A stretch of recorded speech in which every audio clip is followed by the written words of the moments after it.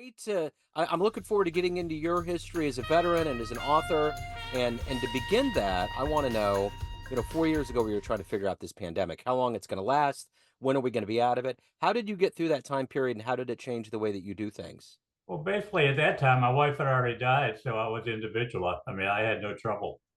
And in fact, I never had it. And even the golf course, nobody had it. So the golf course remained open. Wow, wow. So, So let's let's get into what you do today. I'm going to put you in front of a bunch of third graders at career day. And one of the okay. kids is curious and says, "Hey, what do you do for a living?" And this could be right now, and it could be what you did before. Okay. I'm a 91-year-old Korean War Navy veteran who served three years on a Navy destroyer with 2 tours of duty in Korea. I also had the opportunity to witness 3 more atomic bomb detonations than Oppenheimer did. We were assigned to the Marshall Islands for the atomic bomb test. So I've seen 4 atomic bombs. That may be another story. Wow. So you actually witnessed it. Yes, we were the patrol vessel out there to keep the Russians out. Wow. What is it like? What is it like to see that? Well, yeah, it's hard to describe it. The the bombs are detonated on a 100-foot tower. So in other Okay. words, there's a tower on the island, and then the bomb is set on the top of the towers, and then they're detonated. There was 4 different islands that they used. One of them that just eliminated the island, it just took it off. Seeing it is, it's just like you see it on television. I mean, you can't view it. You have to turn your back to it. You know when it's going off, and you can feel the heat and the light. But then after a few seconds, you can turn around and look back into the cloud, and it's nothing but a big dust cloud. It's almost like looking at something through the fog. Wow. Wow, that's amazing. So talk to me a little bit about where you were born and raised and how you got into the military, kind of what your dreams were. I joined the military right out of high school. I was 17 years old. I'm from Pittsburgh, and Okay. I went to Duquesne University on a GI Bill when I got home. So, a lot of people, I don't think they understand. I worked with someone years ago that was in the Korean War, and he Okay. said it was one of the more hardcore wars. The Vietnam War always would overshadow everything at that time, but he talked about how many lives were lost and how it was a much different war than people understand. Well, basically, it's the forgotten war. Yeah. I mean, it came right after World War II, and people just didn't pay attention to it. In fact, a lot of the people aboard ship were recalled from World War II. So there were some very bitter shipmates because Yeah. they had no sooner, got discharged from World War II, and they're recalled to come back into the Koreans. And Korea is a godforsaken place. It's cold. It's very, very cold when you're at sea. And so, we spent a lot of time at sea. Isn't it amazing that there's still this skirmish with North Korea and it's still something that's just unresolved? And I don't know if it ever will be. I mean, because as long as it just remains in the same vein it is right now, or just threatening each other. But he's just crazy enough to go ahead and start a war. But I've always wondered with the might that we have in our American military, why we hadn't just gone in and resolved things over there in North Korea. They don't have really, I mean, my whole thing is there's nothing for us to get out of this. Well, they do have the atomic bomb, and they're not Yeah, adverse to using it. So the right. problem is, if nothing else, they can wipe out South Korea in a matter of a day or so. Yeah. So, we've got to remain in the same, being adversaries, but not to the point where you're going to piss them off that they're going to throw a bomb at you. Yeah. Yeah. What was it like when you actually like the first skirmish when you actually got over there, what was going through your head as a soldier? Well, we were at sea, so what we would do, our job was basically to lay off the coast of about maybe with sometimes 300-400 yards, and all of the shores of North Korea are mountainous, and they run their trains along the mountains, and we would lay off and wait for their trains to come out of the tunnel. And then at that point, that's where we would destroy the trains. And then that's where the point where they'd bring up tanks and hide them in the woods and shoot back at us. It's much more fun shooting at them than it is having them shoot back. Yeah. Yeah. So So we most of our I say our job was to is to eliminate their transportation along the coast, to blow up their trains as they came out of the tunnels. yeah. So talk to me a little bit about your book. It's about medical malpractice. Give me kind of an overview. Yeah, basically, I wrote the award-winning book, Anatomy of Wrongful Death Lawsuit, and that's the book. And it details my 4-year journey through the halls of justice, seeking redress from a healthcare provider whose medical malpractice contributed to my wife's death. It's one of, if not the only book, it details a medical malpractice suit from its inception.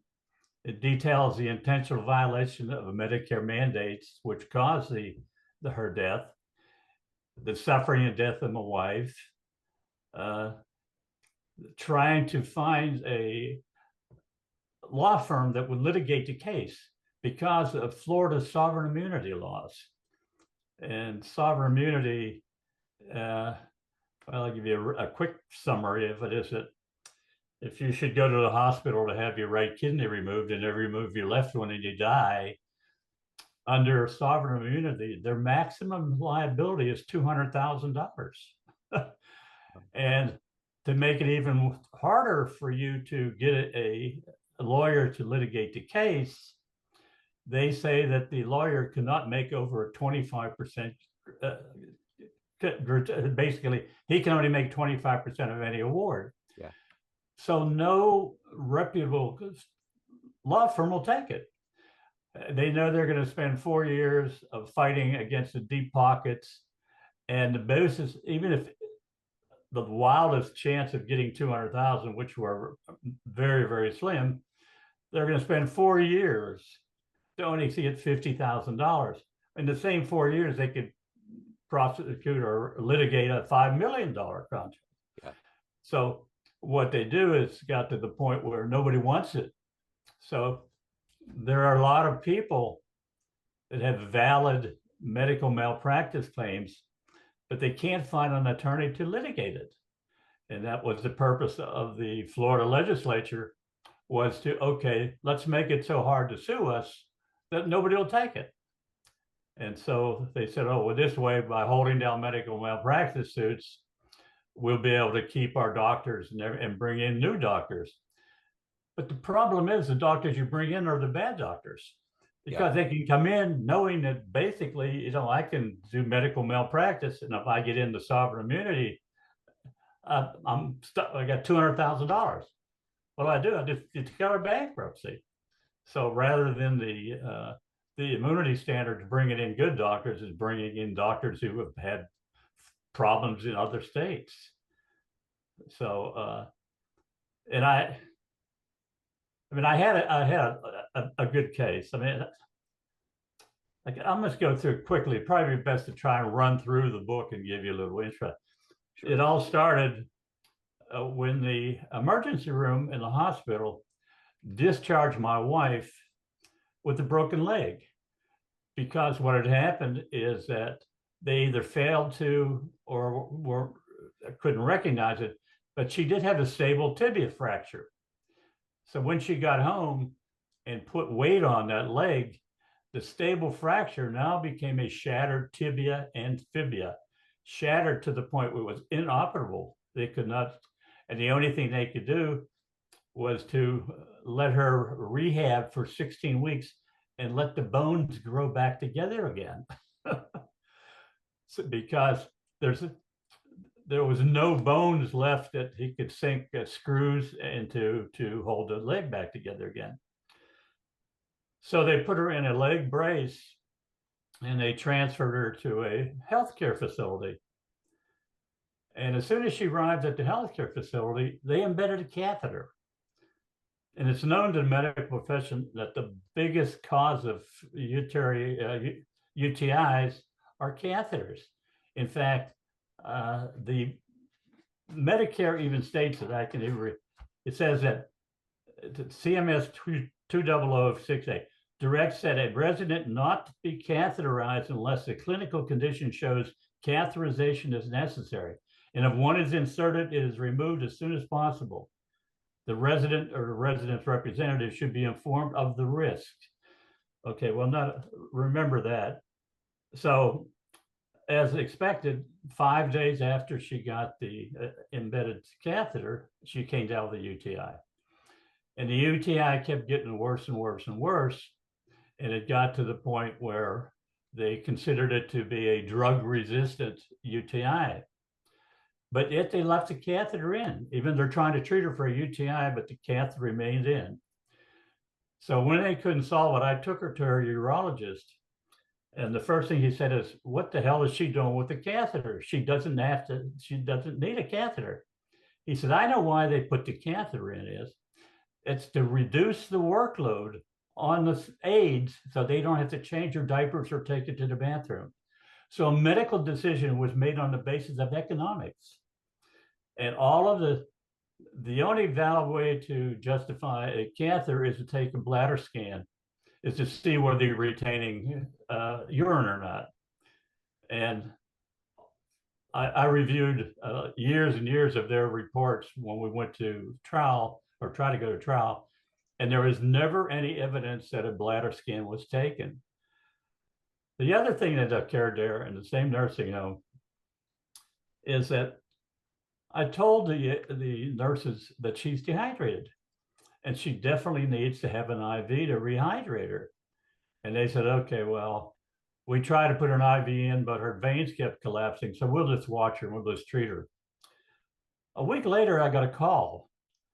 It stated, we found your wife unresponsive.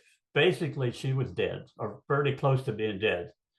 She was rushed to the emergency room where the doctors found her to be severely dehydrated. They started aggressive rehydration, and they also found her she had a UTI and pneumonia. So after being in the hospital for 4 days, and they finally got her rehydrated, and at that point, I was expecting, okay, she'll go back to the nursing home she just came from. But then they informed us, no, we don't have any beds, which was not right because they did have beds because I checked the census, they had 4 beds. But this is what AARP refers to as patient dumping. And what it was is that she had already used up her 60 days of paid Medicare therapy. So the thing is to get a non-payer out and bring in a new resident who now at this point has another 60 days we can work on. So they gave me 2 days to find a nursing home. I finally found one. It's very difficult to find in Fort Myers. And immediately after she got into the new facility, 5 days after, they said they removed the catheter. They said there's no reason for her to have a catheter. And remember, Medicare says when you put a catheter in, you remove it immediately. When they removed it, it had been in for 83 days. So at this point, I thought that I definitely had a medical malpractice case. I had one with the possibility of the hospital and them failing to read the x-rays correctly. And I had one definitely with the violation of Medicare directives by the nursing home. So then I went out and I started to search for a law firm to litigate it. And the first one I went to is the firm that advertises every hour on television that they're the largest personal injury firm in the country and we're for the people. Well, I called them and I said, okay, I'd like to come in and discuss a possible medical malpractice. And they said, who is the defendant? And once I told them who it was, and they found out it was a sovereign immunity, they said, we're not even interested. We won't even give you a free consultation. So for the people, it means for some of the people. But this is the same results I got from going to many other law firms. they would not take it because of sovereign immunity. And as I told you about sovereign immunity and why they wouldn't, they're not going to take a case like this that, $200,000, maybe I'll get 50,000, and the chances are lucky or that I won't, but I know that I'm going to have to fight the state or the sovereign immunity for the next 4 years to try and get that.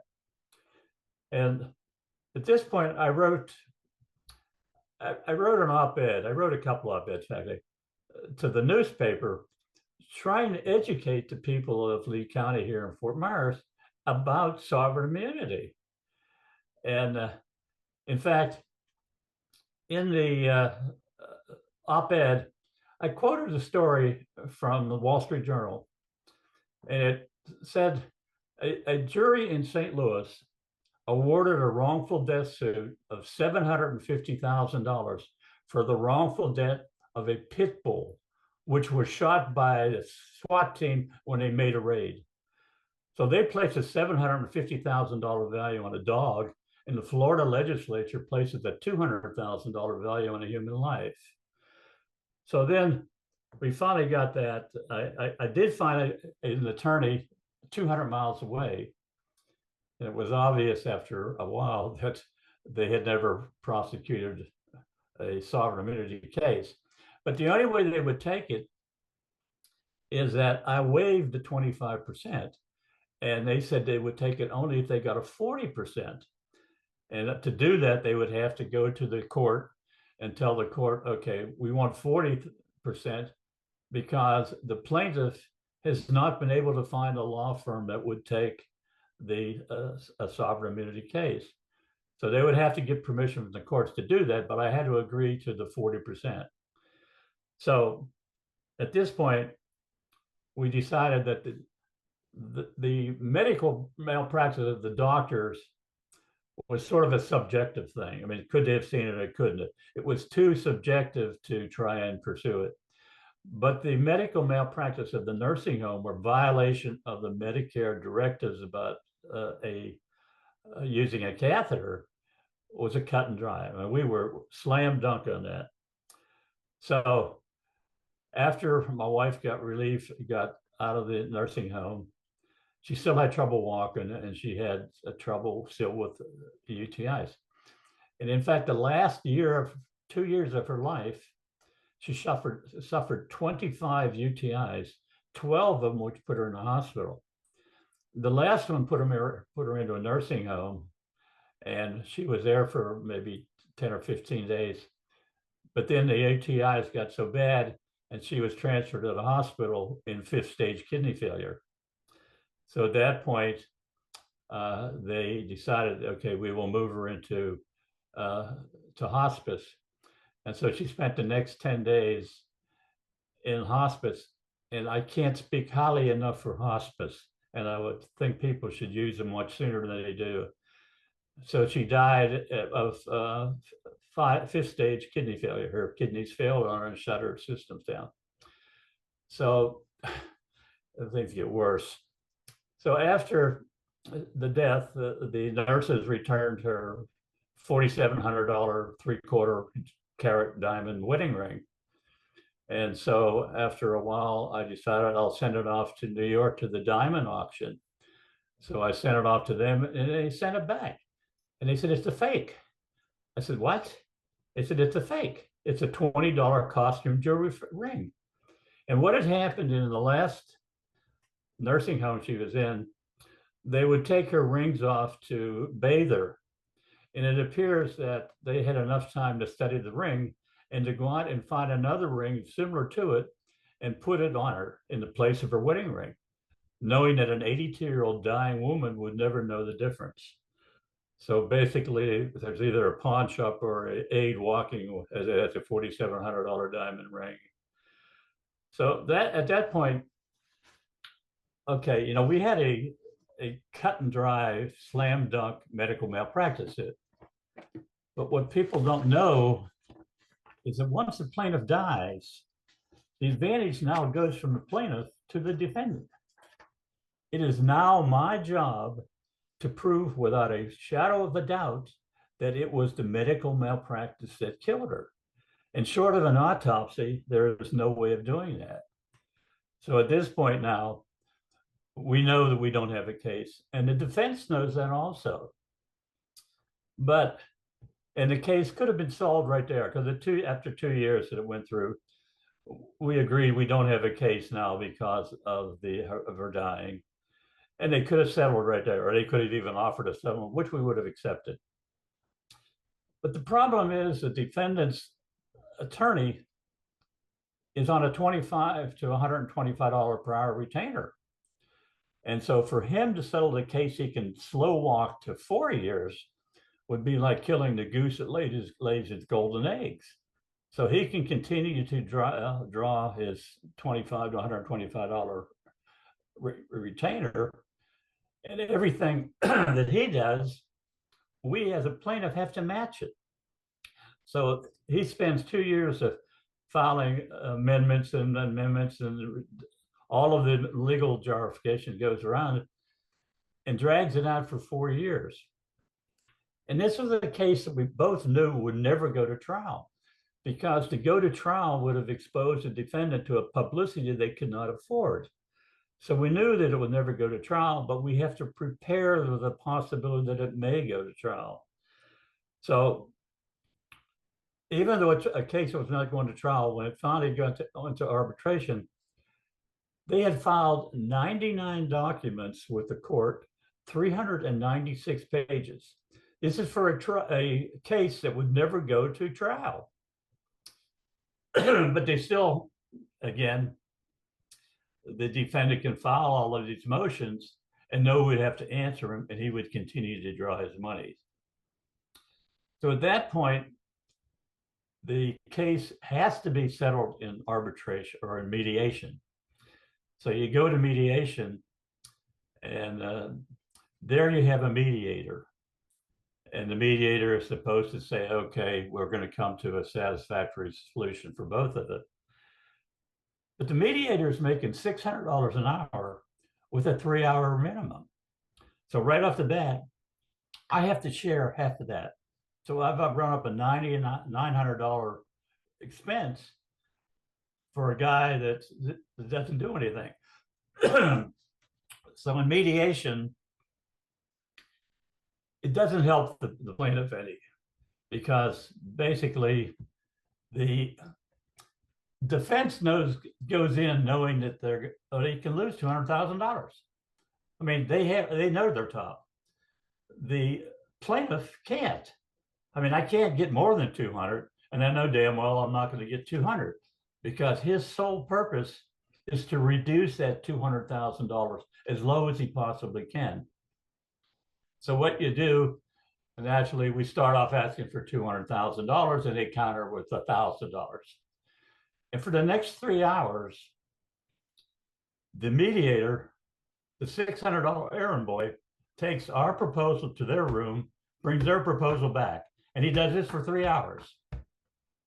At the end of 3 hours, we come to we're at a disadvantage.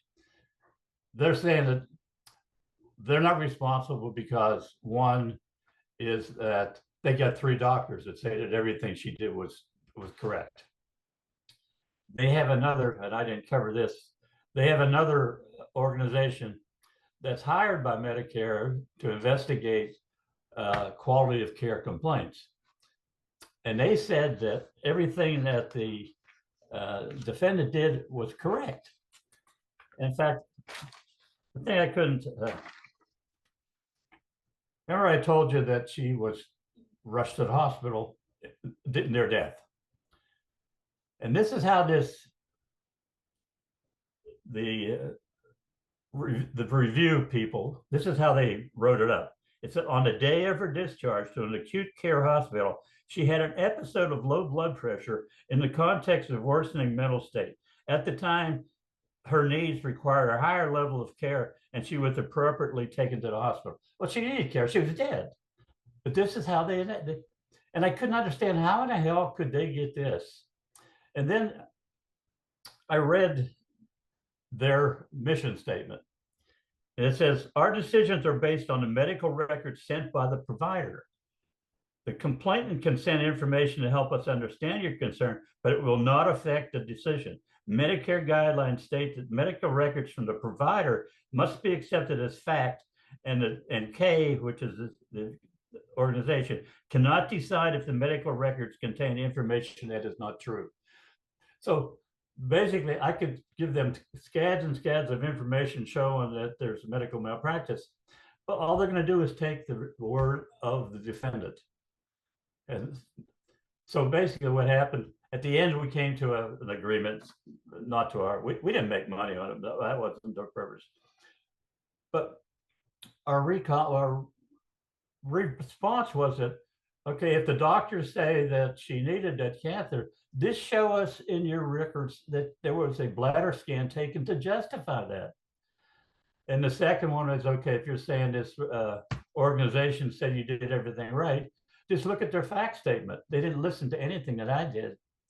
And then finally they said, that the medical examiner says she died of Alzheimer's. And she was transferred from a defendant's hospital in 5th stage kidney failure, and yet the medical examiner stated she died from Alzheimer's. So they're saying she didn't die from kidney failure, she died from Alzheimer's. And unless I have an autopsy, I can't prove anything else that she didn't. So basically, there was a small sum exchange. I accomplished what I tried to do. My accomplishment was to get them to admit to being guilty of a wrongful death lawsuit. But the problem is nobody will ever know this because they're not, since it was decided in mediation and not by trial, they're not required to notify the medical examiner or the medical bureau that they solved this. And so what happens is the defendant treats this small award as a cost of doing business. It's built into it. And so we don't know to this day whether the nursing home continues the same practice because it's never been exposed to anybody that they had done it in the past. And anybody who might have their husband or wife or somebody in there, they don't have the ability to look up what I did to track down the Medicare's demands. Can't hear you. They do with your book. So that document is fully out there. Thank you for the expose. If anyone wants to pick up this book, where can they get it? Yeah, it's on Amazon, and it's Anatomy of a Wrongful Death Lawsuit. And it's good reading. It's surprisingly, people think I'm going to, it's easy to sue, but it isn't. How many times have you come out of your doctor's office and said, well, I'm going to sue the bastard? It's not that easy. Believe me. No, you've illustrated that very clearly. So I urge everyone to go out and pick up the book. You've done a wonderful job of giving us an abstract. So thank you so much. I will put links in the show notes. Thank you for your time, and I really appreciate your story today. Okay, if you want to talk about the atomic bomb, we can have another story. Yeah, I'll tell you what. Let's do a part 2. We'll catch up later down the line. Okay, sounds good. Okay, Thank you. Thank you, sir. Have a great